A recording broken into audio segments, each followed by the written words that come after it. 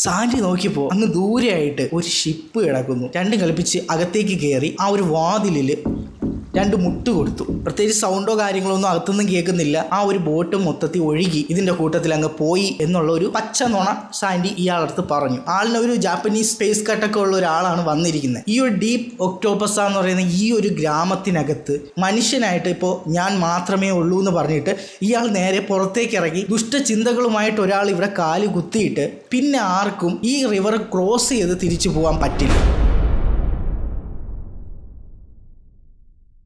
നമ്മുടെ സാൻഡി ഇത്രയും കാലം റെഗറിൻ്റെ കൂടെ ഇങ്ങനെ പാർട്ട്ണറായിട്ട് നിൽക്കാൻ തന്നെ കാരണം സാൻഡിക്ക് സ്വന്തമായിട്ട് ഒരു ഷിപ്പ് എടുത്തതിന് ശേഷം മാത്രമേ റെഗറിൻ്റെ അടുത്ത് നിന്ന് മാറാൻ പറ്റൂ. എങ്കിൽ സാൻഡിക്ക് സ്വന്തമായിട്ട് ഇത് ചെയ്യാൻ പറ്റുള്ളൂ. സാൻഡി അങ്ങനെ ഒരു ഒറ്റപ്പെട്ട കരയിൽ പെട്ട് നിൽക്കുകയാണ്. അങ്ങനെ സാൻഡി ഇനി എന്താണ് അടുത്ത ചെയ്യാന്നുള്ളത് സാൻഡി ഇങ്ങനെ ആലോചിച്ചിട്ട് ആ ഒരു കരയിൽ നിൽക്കുകയാണ്. ഇപ്പം നമ്മുടെ സാൻഡി വന്ന് ഇറങ്ങിയിരിക്കുന്ന ആ ഒരു സ്ഥലം എന്ന് പറയുന്നത് ഓൾലാൻഡും മറ്റൊരു ഗ്രാമവുമായി ചേരുന്ന ഒരു ബോർഡറിലാണ് നമ്മൾ സാൻഡിയെ റെഗർ ഇറക്കി വിട്ടിട്ട് പോയിരിക്കുന്നത്. സാൻഡി പലതവണ ഈ ഒരു സൈഡ് വഴി യാത്ര ചെയ്തിട്ടുണ്ടെങ്കിലും ഈ ഒരു കരയിലേക്ക് ഇറങ്ങിയിട്ടില്ല. ഇതൊരു ബോർഡർ ആണെന്നുള്ളത് സാൻഡിക്ക് മനസ്സിലായി.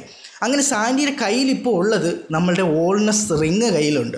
പക്ഷേ ഓൾനെസ് റിങ് മാത്രം നമ്മളെ കയ്യിലുണ്ടായിട്ട് കാര്യമില്ല. നമുക്കതിന് ആ ഒരു ആൾക്കാരെ കൺട്രോൾ ചെയ്യണമെങ്കിൽ അത് എങ്ങനെയാണ് ഈ ഒരു റിങ് ഉപയോഗിക്കേണ്ടതെന്നുള്ളത് പോലും ഡീറ്റെയിൽ ആയിട്ടുള്ളത് ആ ഒരു ലിസ്റ്റ് പേപ്പറിലായിരുന്നു. അതാണ് നമ്മളെ റെഗർ നശിപ്പിച്ച് കളഞ്ഞോ അതെന്ത് ചെയ്തു എന്നുള്ളത് മറ്റ് എപ്പിസോഡ് കാണുമ്പോൾ നിങ്ങൾക്ക് മനസ്സിലാവും. സാൻഡി അങ്ങനെ ഒറ്റപ്പെട്ട് നിൽക്കുകയാണ്. ഇനി എന്ത് ചെയ്യണം, ഇനി എങ്ങോട്ടാണ് പോവേണ്ടത്, ഇവിടെ നിന്ന് അങ്ങോട്ട് പോയി കഴിഞ്ഞാൽ ആരെങ്കിലും ഉണ്ടാവുമോ എന്നുള്ളതൊന്നും സാൻഡിക്ക് അറിയില്ല. സാൻഡിക്കാണെങ്കിൽ ഇപ്പോൾ അത്യാവശ്യമായിട്ട് വേണ്ട ഒരു കാര്യം എന്ന് പറയുന്നത് ഈ ഒരു ട്രാവലിങ്ങിന് വേണ്ടിയിട്ടുള്ള ഒരു ബോട്ട്, അതല്ലെങ്കിൽ ഒരു ചെറിയൊരു ഷിപ്പ്, എന്തെങ്കിലും ഒരു സാധനം സാൻഡിക്ക് വേണം. ഇവിടെ ഇങ്ങനെ ചുമ്മാ ഇരുന്ന് കഴിഞ്ഞാൽ ഒന്നും നടക്കാൻ പോകുന്നില്ല. കുറച്ച് ഉള്ളിലോട്ട് പോയിട്ട്, ഇതെന്തായാലും ഒരു ഗ്രാമമാണല്ലോ, അവിടെ ജനങ്ങളോ ആരെങ്കിലും ഉണ്ടെങ്കിൽ അവരുടെ അടുത്ത് ചോദിക്കാം, ഇങ്ങനെ ഒരു ഷിപ്പോ കാര്യങ്ങളോ ഒക്കെ നിങ്ങൾ കൊടുക്കാനുണ്ടോ എന്നുള്ളതൊക്കെ ചോദിച്ചിട്ട് കിട്ടുമെങ്കിൽ അത് വാങ്ങിച്ചുകൊണ്ട് അടുത്ത സ്ഥലത്തേക്ക് സാൻഡിക്ക് പോവാം എന്നുള്ള രീതിയിൽ സാൻഡി പോയി. സാൻഡി കുറച്ചിങ്ങനെ നടക്കുന്ന സമയത്ത്, കുറച്ച് ദൂരം അങ്ങനെ പോകുന്ന സമയത്ത് സാൻഡിക്ക് ചുറ്റുപാടുമുള്ള കാര്യങ്ങളും കാഴ്ചകളും എല്ലാം മാറുന്നുണ്ട്.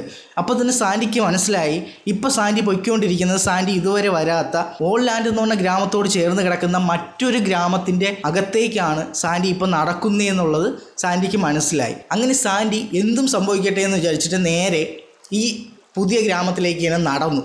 അങ്ങനെ കുറച്ച് ദൂരം നടന്നു വന്നപ്പോൾ ഒരു റിവർ കണ്ടു.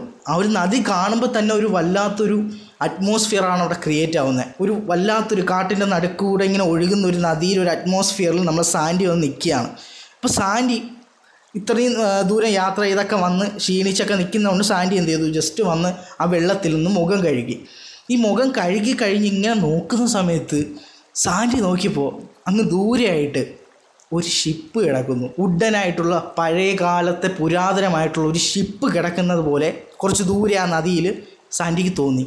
നമ്മൾ ഈ മരുഭൂമിയിലകത്ത് ഈ വെള്ളം കാണുന്നത് പോലത്തെ ഒരു ഇതിലാണ് ഇപ്പോൾ സാൻഡി നിൽക്കുന്നത്. സാൻഡിയുടെ മനസ്സിലുള്ളതുപോലെ ഒരു ഷിപ്പാണ് സാൻഡിക്ക് ഇപ്പോൾ അത്യാവശ്യമായിട്ട് വേണ്ടത്. അതും സാൻഡിക്ക് ഇനി എങ്ങനെ ഒപ്പിക്കാമെന്നുള്ളതിനെക്കുറിച്ചൊരു ഐഡിയ ഇല്ല, പെട്ട് നിൽക്കുകയാണ്. അങ്ങനെ നോക്കുന്ന സമയത്ത് അങ്ങ് ദൂരെയായിട്ട് ആ ഒരു നദിയുടെ സൈഡിലായിട്ട് ഒരു വലിയ ഷിപ്പ് കിടക്കുന്നു. അത് കണ്ടാൽ തന്നെ അറിയാം നല്ല പഴക്കമുള്ളൊരു ഷിപ്പാണെന്നുള്ളത്. സാൻഡി അങ്ങനെ കുറേ നേരം നോക്കി നിന്നു. അപ്പോൾ അത് മനസ്സിലായി, ഇത് സത്യമാണ്, അങ്ങനെ ഒരു ഷിപ്പ് അവിടെ കിടക്കുന്നുണ്ട്. സാൻഡി പിന്നെ വേറെ ഒന്നും ചിന്തിക്കാൻ നിന്നില്ല. ആ നദിയുടെ സൈഡിലൂടെ തന്നെ സാൻഡി പതിയെ നടന്നു. കാരണം ഇത് ക്രോസ് ചെയ്യണമെങ്കിൽ എന്തെങ്കിലും ഒരു ഷിപ്പോ സാധനങ്ങൾ എന്തെങ്കിലും വേണം. അങ്ങനത്തെ ഒന്നും അവിടെ ഇല്ല. ഈ ഒരു സൈഡിൽ, ആ ഒരു അപ്പുറത്തെ സൈഡിലായിട്ട് ഇങ്ങനെ ഒരു ഷിപ്പ് കിടക്കുന്നുണ്ട്, ഓപ്പോസിറ്റ് സൈഡിൽ. ഇവിടെയൊന്നും ആരെയും അനക്കോ ഒന്നുമില്ല, ഒരു വീടോ അങ്ങനെ ഒന്നും കാണാൻ പറ്റുന്നില്ല. അങ്ങനെ സാൻഡി ഏകദേശം ഒരു ഷിപ്പിൻ്റെ ഏകദേശം അടുത്തെത്തിയ സമയത്ത് അതിൻ്റെ നേരെ പുറകിലായിട്ട് ഒരു വെളിച്ചം കാണുന്നു. സൂക്ഷിച്ച് നോക്കിയപ്പോൾ അതൊരു വീടാണ്. പഴയകാല വുഡ് കൊണ്ട് നിർമ്മിച്ച പോലത്തെ ഒരു വീട്. സാൻഡിക്കിപ്പോൾ ഇത് ഇരട്ടി സന്തോഷമായി. സാൻഡി മനസ്സിൽ കണ്ടതെല്ലാം നടക്കുന്നു എന്നുള്ളൊരു തോട്ടിലാണ് സാൻഡി നിൽക്കുന്നത്. ഈ റിവർ ക്രോസ് ചെയ്താലേ നമുക്ക് സാൻഡിക്ക് അപ്പുറത്ത് കടക്കാൻ പറ്റുള്ളൂ. അങ്ങനെ സാൻഡി കുറച്ച് നേരം ഇങ്ങനെ നിന്നിട്ട് അപ്പുറത്ത് ആരെങ്കിലും വരുന്നുണ്ടോ, അല്ലെങ്കിൽ ആ വീട്ടിൻ്റെ അവിടെ നിന്ന് ആരെങ്കിലും ഇറങ്ങി പുറത്തേക്ക് വരുന്നുണ്ടോ എന്ന് ഇങ്ങനെ നോക്കി സാൻഡി നിന്നു. എന്നിട്ട് സാൻഡി സൈഡിലേക്ക് നോക്കിയ സമയത്ത് ഒരു വുഡൻ ബ്രിഡ്ജ്. സ്വാഭാവികമായിട്ടും ആ വീട്ടിലുള്ള ആൾക്കാർക്ക് അങ്ങോട്ടും ഇങ്ങോട്ടും പോകണമെങ്കിൽ ഈ ഒരു ബ്രിഡ്ജ് അവിടെ ഉണ്ടാവും എന്നുള്ളത് സാൻഡിക്ക് ഒരു കോമൺ സെൻസ് വെച്ച് മനസ്സിലായി. അങ്ങനെ സാൻഡി ആ ഒരു ബ്രിഡ്ജിൻ്റെ സൈഡിൽ ചെന്നിട്ട് അതിൽ കൂടെ പതിയെ നടന്നു. കാരണം ഇതെല്ലാം പൊളിഞ്ഞു പൊട്ടി കിടക്കുന്നതാണെന്ന് സാൻഡി മനസ്സിലായി. മൊത്തം ഇളകുന്നുണ്ട് സാൻഡി കയറിയപ്പോൾ. സാൻഡി അങ്ങനെ ഒരു വിധത്തിൽ ആ ഒരു റിവർ ക്രോസ് ചെയ്തു. ക്രോസ് ചെയ്തിട്ട് ആ ഒരു ഷിപ്പിൻ്റെ സൈഡിലേക്ക് ചെന്നിട്ട് നോക്കിയപ്പോൾ ഷിപ്പ് നല്ല പഴക്കമുള്ള ഷിപ്പാണ്. അത് ഓടുന്ന ഷിപ്പാണോ എന്ന് പോലും സംശയമുണ്ട്. വീട് ലക്ഷ്യമാക്കി സാൻഡി നടന്നു. അങ്ങനെ സാൻഡി കുറച്ച് നടന്ന് വീട്ടിനടുത്ത് ചെന്നപ്പോൾ ചുറ്റും ആരും കാണുന്നില്ല, ലൈറ്റ് വെട്ടം കാണുന്നുണ്ട്. അങ്ങനെ സാൻഡി എന്ത് ചെയ്തു, രണ്ടും കളിപ്പിച്ച് അകത്തേക്ക് കയറി ആ ഒരു വാതിലിൽ രണ്ട് മുട്ട് കൊടുത്തു. പ്രത്യേകിച്ച് സൗണ്ടോ കാര്യങ്ങളോ ഒന്നും അകത്തുനിന്നും കേൾക്കുന്നില്ല. ചുറ്റും കുറേ ചീവീടുകളും ഒക്കെ കരയുന്ന ആ ഒരു വെള്ളത്തിൻ്റെ സൗണ്ടും ഒക്കെ ആയിട്ടുള്ള ഒരു അറ്റ്മോസ്ഫിയറാണ് സാൻഡിക്ക് വരുന്നത്. സാൻഡി അങ്ങനെ മുട്ടി നോക്കി, കുറേ മുട്ടിയിട്ടും തുറക്കുന്നില്ല. അങ്ങനെ സാൻഡി ഒന്ന് പുറത്തേക്ക് തിരിഞ്ഞ് നോക്കുന്ന ആ ഒരു സ്പോട്ടിൽ കതവിൻ്റെ ലോക്കാരോ തുറന്നു. ഒരാൾ പുറത്തേക്ക് വന്നു. ഈ ഒരു നാട്ടിലുള്ളതല്ല എന്നുള്ളത് സാൻഡിക്കും മനസ്സിലായി. കാരണം ആളിനൊരു ജാപ്പനീസ് ഫേസ് കട്ടൊക്കെ ഉള്ള ഒരാളാണ് വന്നിരിക്കുന്നത്. അയാൾ ഒന്നും മിണ്ടാതെ സാൻഡിയെ തന്നെ നോക്കി നിൽക്കുന്നുണ്ട്. സാൻഡി അയാളുടെ മുഖത്ത് നോക്കിയിട്ട് കാര്യങ്ങൾ ഉള്ളതുപോലെ പറയാതെ പയ്യെ കുറച്ച് കാര്യങ്ങൾ മാറ്റം വരുത്തിയാണ് പറഞ്ഞത്. സാൻഡി ഇതുപോലെ ഇങ്ങനെ ഓരോ ഗ്രാമങ്ങൾ ഇങ്ങനെ ചുറ്റി വിസിറ്റ് ചെയ്യുന്ന ഒരാളാണ്, ഒരു ട്രാവൽ ചെയ്യുന്ന ഒരാളാണ്. അങ്ങോട്ട് പോകാൻ പറ്റുമോ അതോ ഫുള്ളും കാട് മൂടി കിടക്കുവാണെന്നുള്ള അറിയാൻ വേണ്ടിയിട്ട് ജസ്റ്റ് ആ ഒരു സാൻഡി വന്ന ബോട്ട്, അത് ചെറിയൊരു ബോട്ടാണ്, അതിനെ സൈഡിലേക്ക് ഒതുക്കിയിട്ടിട്ട് സാൻഡി പെട്ടെന്ന് കയറി നോക്കി തിരിച്ചു വരുന്നതിനിടയ്ക്ക് ആ ഒരു ബോട്ട് മൊത്തത്തിൽ ഒഴുകി ഇതിൻ്റെ കൂട്ടത്തിൽ അങ്ങ് പോയി എന്നുള്ളൊരു കംപ്ലീറ്റ് പച്ച നുണ സാൻഡി ഇയാളടുത്ത് പറഞ്ഞു. ഇയാളിത് കേട്ട സമയത്ത് തന്നെ ഒന്നും മിണ്ടിയില്ല. അകത്തേക്ക് കയറി വരുമെന്ന് പറഞ്ഞിട്ട് ആംഗ്യം കാണിച്ചു. അങ്ങനെ ഇവർ രണ്ടുപേരും കൂടെ അകത്തേക്ക് കയറി കഴിഞ്ഞപ്പോൾ ഒരു പഴയ വീടാണ്, അതിനകത്ത് വേറെ ആരുമില്ല, ഈ ഒരാൾ മാത്രമേ ഉള്ളൂ. സാൻഡി ചോദിച്ചു. അപ്പോൾ അങ്ങേര് പറഞ്ഞു ഇവിടെ വേറെ ആരുമില്ല, അയാൾ മാത്രമേ ഉള്ളൂ എന്നുള്ളത് പറഞ്ഞു. അയാൾ സംസാരിച്ച് കഴിഞ്ഞപ്പോൾ സാൻഡിക്ക് കാര്യം മനസ്സിലാവുന്നുണ്ട്. അപ്പോൾ ഇങ്ങനൊരു ഫേസ് കട്ട്, അതായത് പുറത്തെ ഫേസ് കട്ടുള്ള ഒരാൾ എങ്ങനെ ഇവിടുത്തെ ഒരു ലാംഗ്വേജ് കറക്റ്റ് സംസാരിക്കുന്നതെന്ന് ചോദിച്ചപ്പോൾ അയാൾ പറഞ്ഞു അയാളുടെ അച്ഛനും അമ്മയുമാണ് പുറത്തുനിന്ന് ഇവിടെ വന്നത്, ഇയാൾ ജനിച്ചതെല്ലാം ഈ ഗ്രാമത്തിൽ തന്നെയാണ്. അപ്പോൾ സാൻഡി ഈ ഗ്രാമത്തെക്കുറിച്ചുള്ള കാര്യങ്ങൾ പതിയെ ചോദിക്കാൻ തുടങ്ങി. ആദ്യം തന്നെ ഇയാളുടെ പേരെന്താണെന്നുള്ളത് ചോദിച്ചു. ഇയാളുടെ പേര് ടിയാഗോ. അടുത്തതായിട്ട് സാൻഡി ചോദിച്ചത് ഈ ഗ്രാമത്തിൻ്റെ പേരെന്താണെന്നാണ്. ഡീപ്പ് ഒക്ടോപസ. പെട്ടെന്ന് സാൻഡിക്ക് ഒരു കാര്യം ഓർമ്മ വന്നു. സാൻഡി റെഗറുമായിട്ട് ഈ ഡിസ്കഷൻ, ഇവർക്ക് അടുത്ത സ്ഥലത്തേക്ക് ഏത് പോകണമെന്നൊക്കെ സാൻഡി അടുത്ത് റെഗർ പ്ലാൻ ചെയ്യുന്ന സമയത്ത് അവരുടെ മാപ്പിനകത്ത് ഈ ഒരു ഏകദേശം ഉള്ള സ്ഥലങ്ങളുടെയൊക്കെ ഡീറ്റെയിൽസ് കൊടുത്തിട്ടുണ്ട്. അതിനകത്ത് സാൻഡി ലൂമയുടെ അടുത്ത് റെഗർ കാർലോസ് പലപ്പോഴും പറഞ്ഞിട്ടുള്ളൊരു കാര്യമാണ് ഈ ഒരു ഡീപ്പ് ഒക്ടോപസ എന്ന് പറയുന്ന ഈ ഒരു സ്ഥലത്തേക്ക് ഇപ്പോൾ നമ്മൾ പോയിട്ട് വലിയ കാര്യമില്ല, അതുകൊണ്ട് അങ്ങോട്ട് പോകണ്ട എന്നുള്ളത്. ഇടയ്ക്കിടയ്ക്ക് ഇവർ ഈ പ്ലാൻ ചെയ്യുന്ന സമയത്ത് ഈ മാപ്പിനകത്ത് ഈ ഒരു സ്ഥലം എപ്പോഴും ഒന്ന് അവഗണിച്ച് വെക്കാറുണ്ട്. അപ്പോൾ സാൻഡിയുടെ മനസ്സിലേക്ക് ഈ ഒരു കാര്യം ഓർമ്മ വന്നു. ഇയാൾ ഈ ഒരു സ്ഥലത്തിൻ്റെ പേര് പറഞ്ഞപ്പോൾ ഇയാളുടെ പേര് ടിയാഗോ എന്നും ഈ സ്ഥലത്തിൻ്റെ പേര് ഡീപ്പ് ഒക്ടോപസ എന്നുമാണെന്നുള്ളത്. അപ്പോൾ ഈ രണ്ട് കാര്യങ്ങളും സാൻഡിയുടെ അടുത്ത് ഇയാൾ പറഞ്ഞു.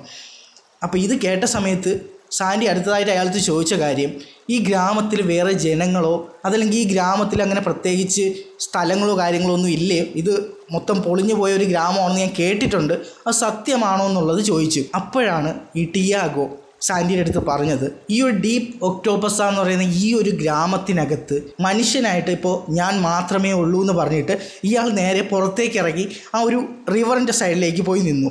സാൻഡിയുടെ മനസ്സിൽ ഇതുവരെ ഉണ്ടായിരുന്ന പ്രതീക്ഷയൊക്കെ, അതായത് ഈ ഗ്രാമത്തിൽ വന്നു കഴിഞ്ഞാൽ ഷിപ്പ് കിട്ടും, ഒപ്പം ഇതിനകത്ത് നിന്ന് അടിച്ചു മാറ്റാൻ കുറേ കാര്യങ്ങൾ ഉണ്ടായിരിക്കും എന്നുള്ളതൊക്കെ ആ ഒരു ആഗ്രഹം ഇപ്പോൾ ഇത് കേട്ട സമയത്ത് സാൻഡിയുടെ ആ പ്രതീക്ഷയെന്ന് പോയി.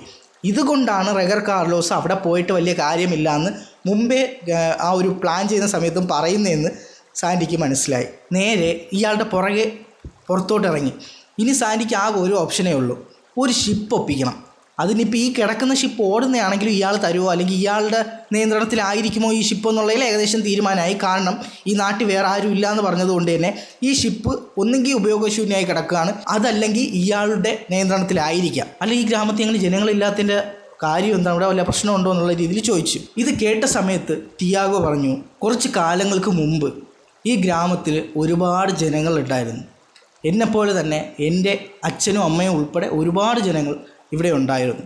അവരുടെ പ്രധാന പരിപാടി എന്ന് പറയുന്നത് ഈ കാണുന്ന ഒക്ടോപസ റിവറിൽ നിന്ന് ഫിഷിംഗ് ചെയ്തിട്ടാണ് അവർ അവിടെ ജീവിച്ചുകൊണ്ടിരുന്നത്. അവരുടെ ഉപജീവന മാർഗവും അവരുടെ ഫുഡും എല്ലാം ഈ ഒരു ഒക്ടോപസ റിവറിൽ നിന്നായിരുന്നു. അങ്ങനെ കുറേ കാലങ്ങൾ അങ്ങനെ അവർ ജീവിച്ചു. പെട്ടെന്ന് ഈ ഒരു ഗ്രാമത്തിലെ ഫിഷിങ്ങിന് പോകുന്ന ആൾക്കാരായിട്ട് മിസ്സിങ് ആകാൻ തുടങ്ങി. ഈ മിസ്സിങ് ആകുന്നത് ഇങ്ങനെ സ്ഥിരമായിട്ട് ഓരോരുത്തരായിട്ട് ഈ റിവറിൽ പോയി ഫിഷിങ് ചെയ്യുന്നവർ ഇങ്ങനെ മിസ്സിങ് ആയിക്കൊണ്ടിരിക്കുന്നത് ആ ഗ്രാമത്തിൽ ഫുള്ളായിട്ട് പടർന്നു. അങ്ങനെ ഒരുപാട് ആൾക്കാർ ഇതുപോലെ മിസ്സിങ് ആയ സമയത്ത് ഏകദേശം ആൾക്കാരെല്ലാം ഈ ഗ്രാമത്തിൽ നിന്ന് തൊട്ടടുത്തുള്ള മറ്റൊരു ഗ്രാമം നോക്കി അവരിവിടെ നിന്നെല്ലാം വാരിക്കെട്ടിപ്പോയി. പക്ഷേ ഒരാൾ മാത്രം പോയില്ല എന്ന് പറഞ്ഞ സമയത്ത് അതെന്താ, അത് ആരാണ് പോകാത്തതെന്നുള്ളത് സാൻഡി ചോദിച്ചു. ടിയാഗോ അതിന് പ്രത്യേകിച്ച് മറുപടി പറയാതെ ഈ ഗ്രാമത്തിൽ നിന്ന് ആൾക്കാരെല്ലാം പോയതിന് ശേഷം പിന്നെ ഈ ഗ്രാമത്തിൽ ഉണ്ടായിരുന്ന മൃഗങ്ങളും പതിയെ പതിയെ നശിക്കാൻ തുടങ്ങി. അങ്ങനെ ഈ ഗ്രാമം ഇന്ന് ഈ കാണുന്ന പോലെ ഒരു അവസ്ഥയിലേക്ക് മാറി. ഇപ്പം ഇവിടെ ഉള്ളത് ഞാനും ഈ റിവറും ഈ ഒരു കൊച്ചു വീടും മാത്രമാണ്. ബാക്കിയുള്ളതെല്ലാം നശിച്ചു പെട്ടു എന്നുള്ളത് സാൻഡിക്ക് മനസ്സിലായി. സാൻഡി ഇനി പ്രത്യേകിച്ചൊന്നും ചോദിക്കാതെ സാൻഡി നേരെ തന്നെ ചോദിച്ചു, ഈ കിടക്കുന്ന ഷിപ്പ് ടിയാഗോയുടെ ആണോ എന്ന് ചോദിച്ചു. ആ ഷിപ്പ് എൻ്റെ അല്ല, പക്ഷേ ഈ ഗ്രാമത്തിലുള്ള ഷിപ്പ് തന്നെയാണ്. പക്ഷേ ഈ ഗ്രാമത്തിൽ ഈ പ്രശ്നങ്ങളൊക്കെ തുടങ്ങാനുണ്ടായ ആ ഒരു ചെറിയൊരു റീസൺ ഈ ഒരു ഷിപ്പ് തന്നെയാണ്. ഈ കിടക്കുന്ന ഷിപ്പിൻ്റെ ശാപം കൊണ്ടാണ് ഈ ആൾക്കാർക്കൊക്കെ ഇങ്ങനെ കാണാതാകുന്നതും പ്രശ്നങ്ങളൊക്കെ വന്നത്, ഈ ഗ്രാമം ഇങ്ങനെ ആയത് എന്ന് പറയുന്നവരും ഉണ്ട്. ഇങ്ങനെ നോക്കുകയാണെങ്കിൽ പല രീതിയിലുള്ള കെട്ടുകഥകൾ അല്ലെങ്കിൽ മിത്തുകൾ ഈ ഗ്രാമത്തിനെ കുറിച്ചുണ്ട്. ദുഷ്ടചിന്തകളുമായിട്ട് ഒരാൾ ഇവിടെ കാല് കുത്തിയിട്ട് പിന്നെ ആർക്കും ഈ റിവർ ക്രോസ് ചെയ്ത് തിരിച്ചു പോകാൻ പറ്റില്ല. എന്നിട്ട് ടിയാഗോ വേറൊരു കാര്യം കൂടി പറഞ്ഞു. ഈ ഗ്രാമത്തിന് എന്തുകൊണ്ടാണ് ഡീപ്പ് ഒക്ടോപസ എന്നുള്ള പേര് വന്നതെന്നുള്ളത് നിനക്കറിയാമോ എന്ന് സാൻഡി എടുത്ത് ചോദിച്ചു. ഞാൻ നേരത്തെ പറഞ്ഞ ദുഷ്ടശക്തികളിൽ നിന്നും ഈ ഒരു റിവറിനെയും ഈ ഒരു ഗ്രാമത്തിനെയും പ്രൊട്ടക്റ്റ് ചെയ്തുകൊണ്ടിരുന്നത് ഒരു ഒക്ടോപ്പസാണ്. ഈ ഒരു സ്റ്റോറിയുടെ ബേസിലാണ് ഈ ഒരു ഗ്രാമത്തിന് ഡീപ്പ് ഒക്ടോപ്പസ എന്നുള്ള പേര് പോലും വന്നത്. ഈ സ്റ്റോറിയാണ് ഞാൻ വിശ്വസിക്കുന്നതെന്ന് ടിയാഗോ സാൻഡിയുടെ അടുത്ത് പറഞ്ഞു. സാൻഡി ഇതെല്ലാം കേട്ട സമയത്ത് സാൻഡിയുടെ കൈയും കാലും ഒക്കെ പതിയെ പതിയെ വിറയ്ക്കാൻ തുടങ്ങി. കാരണം പ്രത്യേകിച്ച് ഭയവും ഇമോഷനും ഒന്നും ഇല്ലാത്ത ഒരാളാണെങ്കിൽ പോലും ഇപ്പം ഈ പറഞ്ഞ കാര്യം, ഇനി ഈ റിവർ ക്രോസ് ചെയ്ത് പോകണം, സാൻഡി വന്ന ഉടനെ പറഞ്ഞത് പച്ചക്കള്ളമാണ്. അപ്പോൾ ഇനി സാൻഡിക്ക് ഉള്ളിലൊരു പേടി തുടങ്ങി. കാരണം ഇനി ഈ റിവർ ക്രോസ് ചെയ്ത് പോയാൽ എന്തെങ്കിലും സംഭവിക്കുമോ എന്നുള്ള രീതിയിലൊക്കെ ചോദ്യങ്ങൾ വന്നു തുടങ്ങി. പിന്നെ സാൻഡി അതൊന്നും മൈൻഡാക്കിയില്ല, പല്ലിയെ അതങ്ങ് വിട്ടിട്ട് സാൻഡി ഡയറക്റ്റായിട്ട് എന്ന് ചോദിച്ചു, ഞാൻ പറഞ്ഞല്ലോ ഞാൻ വന്ന എൻ്റെ ഒരു ചെറിയൊരു ബോട്ടായിരുന്നു, അത് ഒഴുകിപ്പോയി, അതെനിക്ക് എങ്ങനെയും തിരിച്ച് കിട്ടാൻ ഇനിയിപ്പോൾ വഴിയുണ്ടോ എന്ന് എനിക്കറിയില്ല. പക്ഷേ എനിക്കിനി ഇവിടെ ട്രാവൽ ചെയ്ത് പുറത്തേക്ക് പോകണം അല്ലെങ്കിൽ വേറെ സ്ഥലത്തേക്ക് പോകണമെന്നുണ്ടെങ്കിൽ എനിക്കൊരു ചെറിയൊരു ബോട്ടോ എന്തെങ്കിലും കിട്ടണം. പഴയ ആൾക്കാർ ഇവിടെ ഫിഷിംഗ് ആണ് കൂടുതൽ ചെയ്തതെന്ന്. അപ്പോൾ എന്തായാലും ഇവിടെ ചെറിയ ചെറിയ ബോട്ടുകളോ എന്തെങ്കിലുമൊക്കെ കിടപ്പുണ്ടാവില്ലേ, അപ്പോൾ അതിൽ നിന്നൊരു ബോട്ട് എനിക്ക് തരാൻ പറ്റുമോ എന്ന് ടിയാഗോയുടെ അടുത്ത് ചോദിച്ചു. എല്ലാം ദ്രവിച്ചില്ലാതായി കിടക്കുകയാണ്, അതിനകത്ത് നല്ല ഒരെണ്ണം ഉണ്ടെങ്കിൽ നീ അത് ഉപയോഗിച്ചോളൂ എന്ന രീതിയിൽ ടിയാഗോ സാൻഡിയുടെ അടുത്ത് പറഞ്ഞു. ആ ഗ്രാമത്തിലെ ബോട്ടുകൾ നോക്കിയിട്ട് അതിൽ നിന്ന് ഒരുവിധം ദ്രവിച്ച് പോവാത്ത ഒരു ചെറിയൊരു ബോട്ട് സാൻഡിക്ക് കൊടുത്തു. എന്നിട്ട് സാൻഡി അതിൽ കയറിയിട്ട് സാൻഡി പതിയെ, ഉള്ളിൽ ചെറിയ ഭയം ഉണ്ടെങ്കിലും ആ ഭയം ഉള്ളിൽ വെച്ചുകൊണ്ട് തന്നെ സാൻഡി പതിയെ തുഴയാൻ തുടങ്ങി. ആ ഒരു ഒക്ടോപ്പസ റിവറിലൂടെ സാൻഡി പതിയെ മുന്നോട്ട് തുഴഞ്ഞു പോവുകയാണ്. ഇതെല്ലാം നോക്കിക്കൊണ്ട് ടിയാഗോ പുറകിൽ നിൽപ്പുണ്ടായിരുന്നു. ടിയാഗോ അങ്ങനെ കുറച്ച് നേരം സാൻഡി കുറച്ചങ്ങ് മുന്നോട്ട് പോയതിന് ശേഷം ടിയാഗോയുടെ കയ്യിലേക്ക് നോക്കി.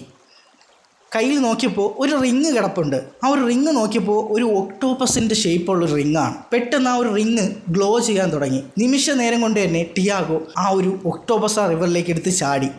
ആ ചാടിയതും ടിയാഗോയുടെ രൂപം ഒരു മോൺസ്റ്റർ ഒക്ടോപ്പസിൻ്റെ രൂപത്തിലേക്ക് മാറിയതും ഒരുമിച്ചായിരുന്നു. ടിയാഗോയുടെ കയ്യിലുണ്ടായിരുന്ന ആ ഒരു റിങ്ങാണ് ഓൾ ലാൻഡിലെ മൂന്നാമത്തെ റിങ്. ഫസ്റ്റ് റിങ് ആയിട്ടുള്ള ഓൾനസ് റിങ്, സെക്കൻഡ് റിങ് ആയിട്ടുള്ള ഡ്രാഗോസ് ring, third and final ring ആയിട്ടുള്ള ഒക്ടോപ്പസ റിങ്. ഒക്ടോപ്പസ റിങ് ഇപ്പോൾ ടിയാഗോയുടെ കയ്യിലാണുള്ളത്. ടിയാഗോയാണ് ഡീപ്പ് ഒക്ടോപ്പസ എന്ന് പറയുന്ന ആ ഒരു ഗ്രാമത്തെ പ്രൊട്ടക്റ്റ് ചെയ്യുന്ന ആ ഒരു മോൺസ്റ്റർ ഒക്ടോപ്പസ്.